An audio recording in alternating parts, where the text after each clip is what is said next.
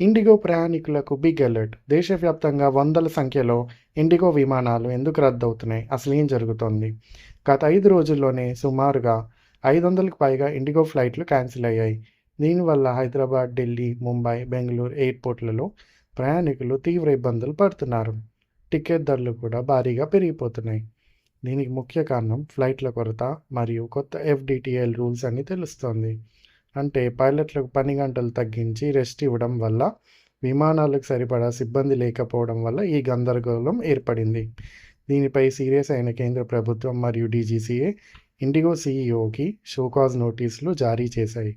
Ticket ధరలు పెంచకూడదని, అలాగే cancel అయిన టికెట్లకు డబ్బులు వెంటనే రిఫండ్ ఇవ్వాలని ఆదేశించారు. ప్రయాణికుల కోసం రైల్వే శాఖ 89 స్పెషల్ ట్రైన్లను కూడా ఏర్పాటు చేసింది. కాబట్టి ప్రయాణానికి ముందే మీ ఫ్లైట్ స్టేటస్ చెక్ చేసుకోండి.